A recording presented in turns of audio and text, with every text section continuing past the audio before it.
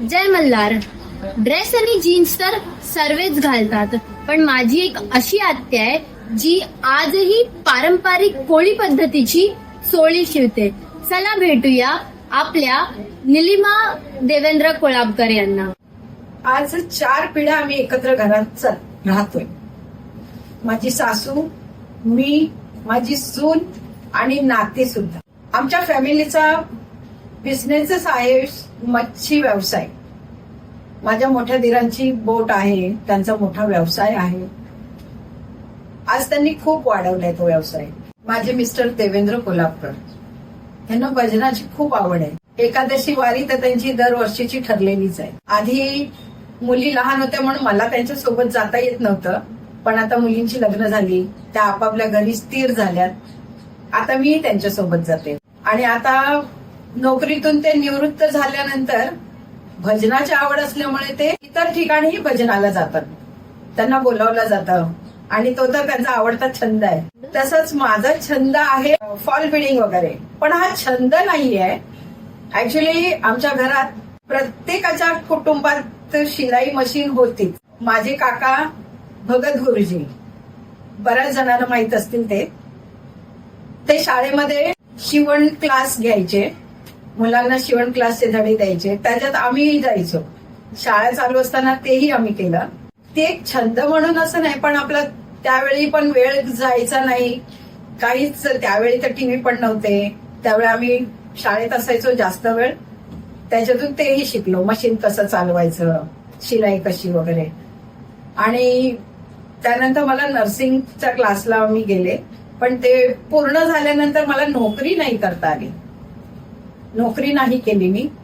पण मग मुली मोठ्या होत होत्या, त्यांचं शिक्षण चालू होतं.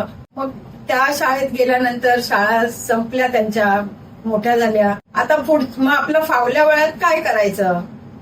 पुस्तकं वाचायचं मला आवड खूप आहे. वाचून वाचून किती वाचणार? मग त्याच्यात फॉल बिडिंगचा एक हाती आलं, ती करू लागले.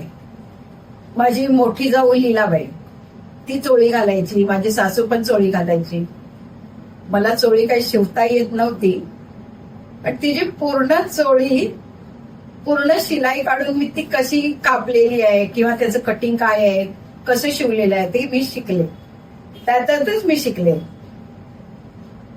सुरुवातीला तर मी लीलाबाईवरच प्रयोग केले, तिच्या चोळ्यांवरच प्रयोग केले. आणि नंतर मला नीट शिवता येऊ लागली. आणि आता माझ्याकडे चोळ्या शिवायला येतात, फॉल बिडिंगला साड्या येतात, आणि बाकी काही शिलाई कामचं वगैरे असेल तेही असतं माझ्याकडे. हाच आता मला छंद जोपासल्यासारखा झालाय. कोळी पद्धतीची चोळी शिवणं थोडं कठीण आहे, पण तशी सोपी पण आहे. पण ती मला शिवता येते आता. आणि तसं शिवणार आता कोणीच नाही राहिलेला. ती पिढी मागे राहिली. कदाचित आता कोणीच नसेल शिवणार, पण मला येते ती आता शिवायला. आता एक 7-8 महिन्यापूर्वीच आपला पोहा गेला होता. त्यावेळी माझ्याकडे भरपूर साड्या होत्या. भरपूर म्हणजे मला अक्षरशः दुपारी जेवायला किंवा रात्री मला जागरण करून त्या फॉल बिडिंग पूर्ण करून वेळेत द्याव्या लागल्या होत्या. आणि ते माझं 12माही काम झालेलं आहे आता, ते मी करते. आमची जॉईंट फॅमिली आहे. आम्ही 8 ते 10 जण सोबत राहतोय. त्याच्यात सासूचं करणं आलं. सुनबाई मावरं विकायला बसते, तिला माझी थोडीफार मदत होते, नाही असं नाही. म्हणजे तिच्या मुली शाळेत जातात, त्यावेळी आम्ही कधीतरी तिला सोडायला जातो, कधीतरी आणायला जातो. तिचा नवरा म्हणजे माझा मुलगा, मोठ्या दिरांचा मुलगा, तो तर जास्तीत जास्त वेळ बंदरावर असतो. त्यांच्या कधी होड्या आलेल्या असतात, कधी काहीतरी व्यापार असतो. ह्यासाठी मी आणि मिस्टर घरीच असतो. आमची थोडीफार मदत होती त्यांना, पण त्यातल्या त्यात पण आम्ही स्वतःसाठी वेळ काढतो, की स्वतःचे छंद जोपासण्यासाठी.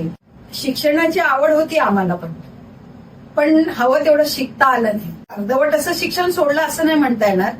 नर्सिंगचा कोर्स पूर्ण केल्यानंतर माझी नोकरी लागलेली, पण पूर्ण नाही करता आली. आणि त्यावेळी आम्ही घरी आहोत, पण आम्ही मुलांना शिक्षण देण्याचा पूर्ण प्रयत्न केला. आमची पुढची पिढी चांगलं शिकते सुद्धा आहे, चांगली शिकली आहे. त्यांनी शिक्षण तर घ्यायलाच हवं, पण आपल्या घरचा जो व्यवसाय आहे त्यालाही नाकं मोरडून आहेत. आपण हाऊस वाईफ असलो म्हणून काय झालं? स्वतःचा काहीतरी बिझनेस असावा, अगदी बिझनेस नाही पण कुठेतरी आपण काहीतरी कमवतोय. महिन्याचे 100-200 रुपये का होईनात, पण आपली कमाई ती आपल्याला किती आवडीने आपण घेऊ ते पैसे हातात. मग त्या व्यवसायात आपल्याला लाज कसली, तो व्यवसाय करणं गरजेचंच आहे ना आपल्यासाठी. आज आपल्या कोळीवाड्यातली तरुण मंडळ आपल्या कार्यक्रमांमध्ये हिरिरीने भाग घेत आहेत, त्याबद्दल खरंच अभिमान आहे. आणि त्यांनी हे असंच कार्य करावं याबद्दल तर अभिमान आहेच आणि पुढे यावं. वाढदिवसाच्या हार्दिक शुभेच्छा. थँक्यू.